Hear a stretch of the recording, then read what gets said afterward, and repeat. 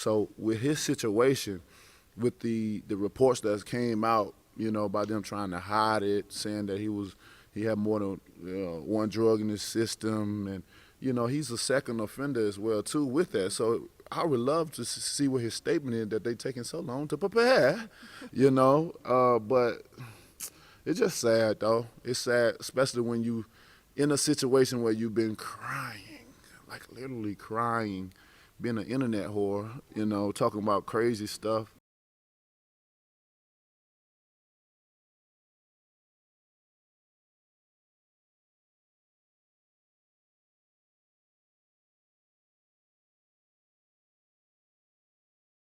And you actually finally get that opportunity. And then look, flush the opportunity down the drain. These guys, man, they crazy in this sport.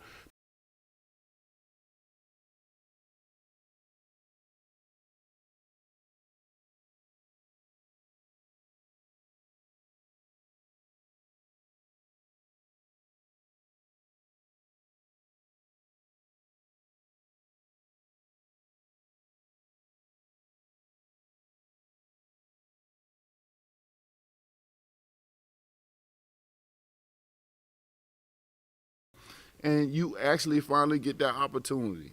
And then look, flush the opportunity down the drain. These guys, man, they crazy in this sport.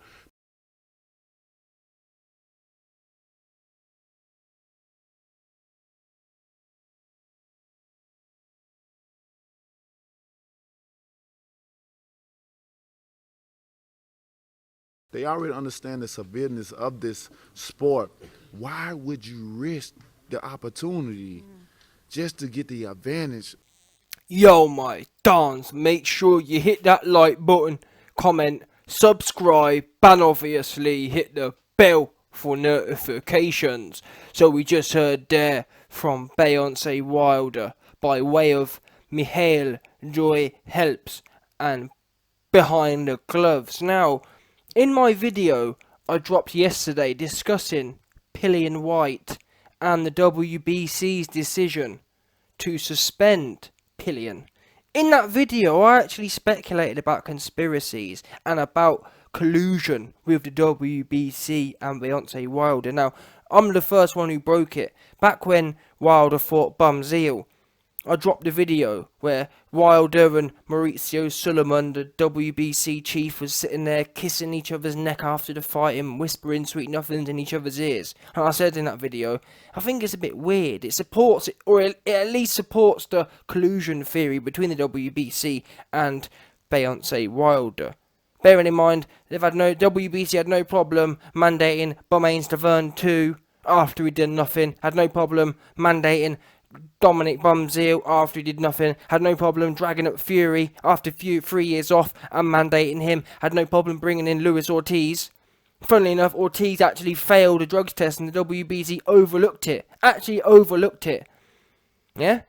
So on that note, my point is, in that video where the WBC came out on the 30th of July and said, yeah, we're suspending Dillian Whyte, it's mandatory until he proves this and proves that.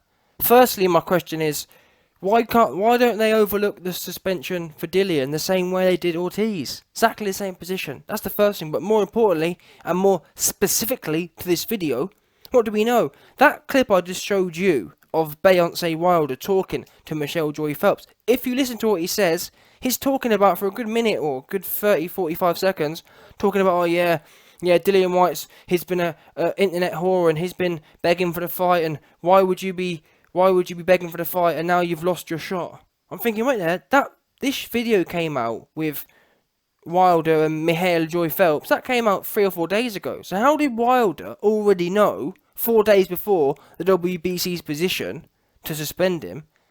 How did he know he was going to get suspended?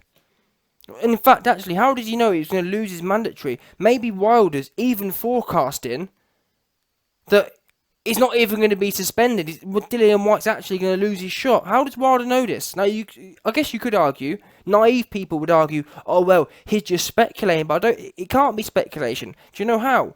Because when this first dropped, the facts were, when this first issue happened, the facts were that UCAD cleared Dillian, and that the BBBOC cleared Dillian. So despite the story dropping, Dillian Whyte, and even today actually, Dillian Whyte is still cleared to fight, by the way. Does that make sense? Even today, Dillian Whyte is still cleared to fight. So how is it, before the WBC even releases their decision, basically at the point Wilder made this video, Dillian Whyte was cleared by the BBBOC, he was cleared by UCAD, and he was cleared by the WBC at the point Wilder made this video. So why is he sitting there talking about, oh, you've lost your shot for?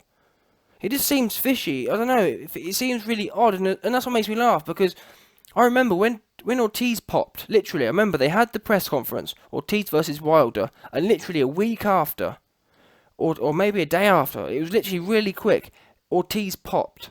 And Wilder went on a campaign. You didn't see Wilder. Show me the video. When the news came out, Ortiz popped. Show me a video of Wilder saying, oh yeah, man, he lost his shot, man. Yeah, moving on. He lost his shot. He wasn't doing that. Wilder was actually campaigning for Ortiz. He was saying things like, oh yeah, I'll fight Ortiz, juiced or not. He was saying things like, I'll knock Ortiz out on the juice. He needs the juice to beat me, or even on juice he can't beat me. Wilder was literally campaigning for the fight against Ortiz. Factual stuff. Go back and do your history. He was campaigning for it. So my question is, number one, how did this dude know 4 days, or how did this dude know, even whilst Dillian Whyte was cleared, how did he know that Dillian Whyte weren't going to get the shot, or Dillian Whyte had threw the shot away? How did he know that? On what basis could he possibly have known that? Or are you telling me, oh, you don't tell me. I'm pretty sure everyone out there will say, oh well, it's just pure coincidence that Wilder predicts 3 days in advance that the WBC are going to suspend his shot. For me, that's too funny. That's too pure coincidental. And number two is, and actually equally more importantly, why is Wilder not campaigning to fight Dillian Whyte the same way he did Ortiz? Wilder should, rather than go and listen, I'm going to make a video on this in its own right, but Wilder's been celebrating this.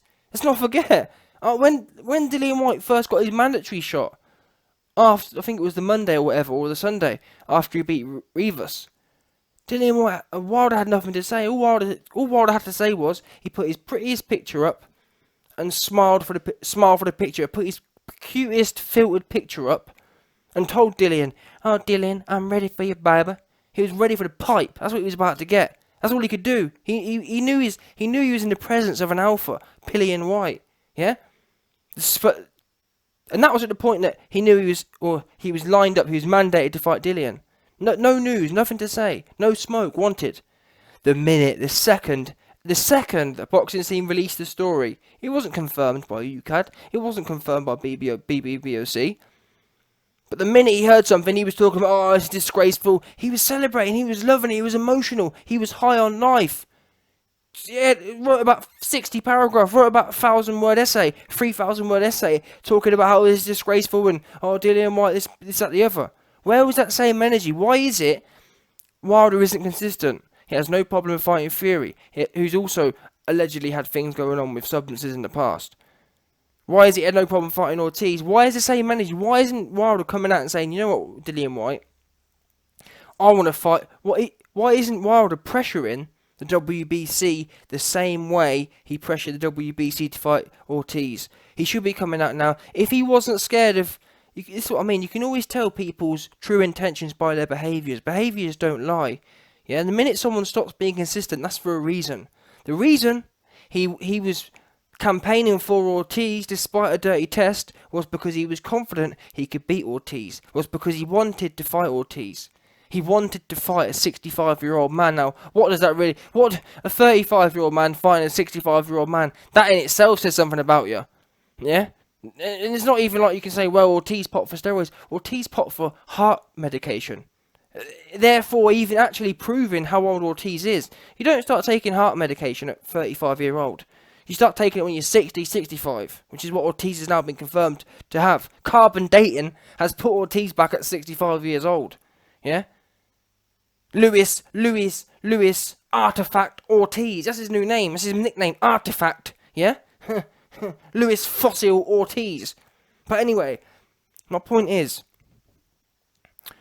Wilder, Number one, Wilder was not campaigning for Whyte because he knew, because the WBC already told him. In fact, in my opinion, from where I've been sitting, Wilder actually influenced the WBC's opinion or decision to suspend him, because the minute this news broke, Wilder could have come out and said, listen, I'm not sure. In fact, he could have said nothing, to be honest with you. Wilder could have said nothing. But more importantly, he could have done the other route. He could have said, listen, I think, regardless of this rumour, this is still a rumour at the moment, but regardless, I want to fight Whyte. I want to knock Dillian Whyte out. That's what he could have done. And at that point, the WBC probably would have thought, you know what, let's keep the fight going. Or let's not even bother. Bearing in mind, Dillian Whyte was still cleared by the UCAD and BBBOC at the time. Instead, Wilder comes out and publicly pressures the WBC to make a stand. Look at that rant Wilder put out. It was going in. And we already know Wilder's in bed with the WBC. And I've heard from inside sources that the minute that news broke, never mind the Instagram post, he was straight on the blower with Maurizio Sullivan, the WBC chief. And he said to Maurizio, he said, listen, if you put me in that ring with that man, not only will he take my head off, not only will Dillian Whyte take my head clean off, you'll have a body to deal with. And that's why I'm hearing, from exclusive insights, what I'm hearing, the reason they've suspended Dillian Whyte is because they're scared that if Dillian Whyte gets in there and literally flatlines Wilder, they could possibly, I'm not saying Dillian Whyte's clean or dirty, I'm just saying WBC are in a hole now, because Wilder's been on the blower, crying to them about, oh, I'm scared about getting hit. Oh, man, I don't want to get hit in the head by Dillian Whyte, man. I don't want to say bye to my kids, man. These are genuine worries. We've already heard Wilder many years, over the years, talking about how he's scared about getting hit in the head, and the head ain't meant to be hit, and you don't hear him talking about when he talks about Fury or Ortiz. He talks about it when he talks about AJ and Dillian Whyte. So from the WBC's point of view, they are in a tricky situation now, because on a serious note, what are they going to do? What are they going to do in the pretty much likely situation? Let's get it straight. The odds are Dillian Whyte will IQ, slip and time Deontay Wilder's sloppy right hand. So in reality, if you're the WBC, would you want to take that risk? If you were the WBC, would you want to take the risk that Dillian Whyte slips that sloppy ass right hand, bangs the left hook, and literally flatlines Wilder from now and forevermore? Would you want to take that risk that happens and Dillian Whyte ends up having someone in his system? I wouldn't want to take it. So we have to kind of feel sorry for the WBC. They're in a tricky situation because Wilder's been on the phone begging them and pleading with them not to put him in there with the beast Dillian Whyte.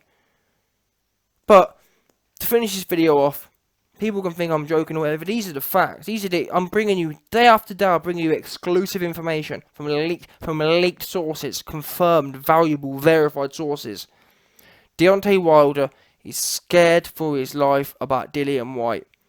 And unfortunately, I'm not even sure at this point, not only is Wilder being colluded and being corrupt in the WBC and getting them to suspend him days before the public knows. Wilder's already talking about how he's been suspended and talking about how he's already lost his shot days before. Not only that, also, the fact that Deontay Wilder, he hasn't mentioned anything about, he's never ever, actually, in the last however long, he's never actually talked about fighting Dillian Whyte. It's never felt, it's not even, never mind felt, it's never been a reality. Does that make sense? It's really weird. He'll talk, for example, the Fury fight, that's been nowhere near ever being done. And he'll talk about it every day. But the Dillian Whyte fight, which is bigger, more exciting, more competitive, and you've never heard this man talk about the Dillian Whyte fight as if it's actually going to happen.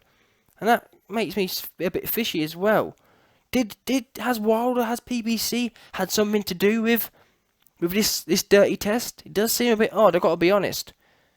VADA, Dillian Whyte's been on VADA for how long?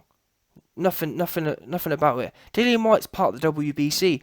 The WBC has a clean boxing program in their own right, sponsored by VADA.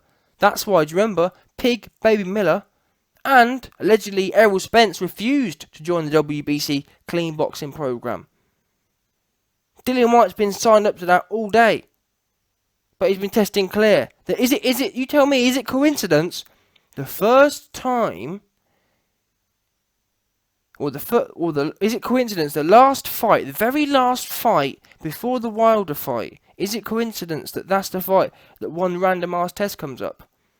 One pure random test comes up. Is that pure chance?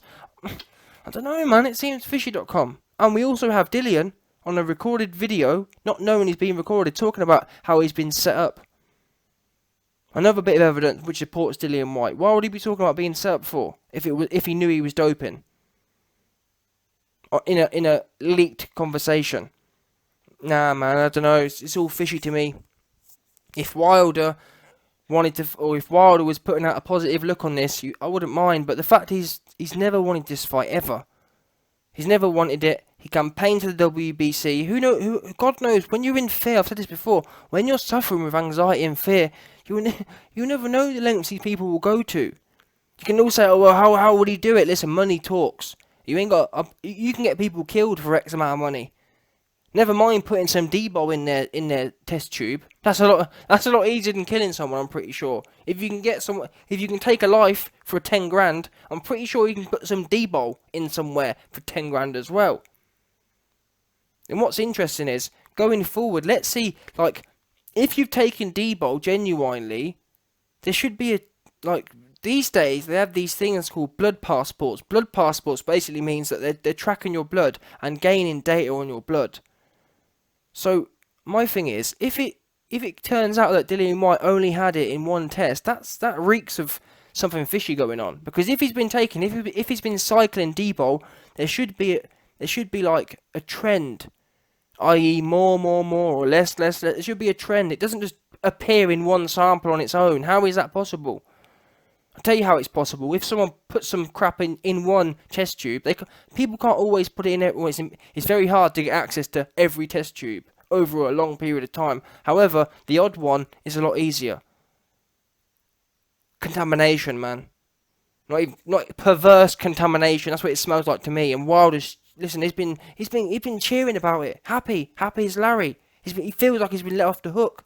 The best thing that can happen now is, truthfully, Dillian Whyte gets cleared. And Wilder, listen, Wilder will be on suicide watch, I'm telling you now, if it turns out Dillian Whyte's clean.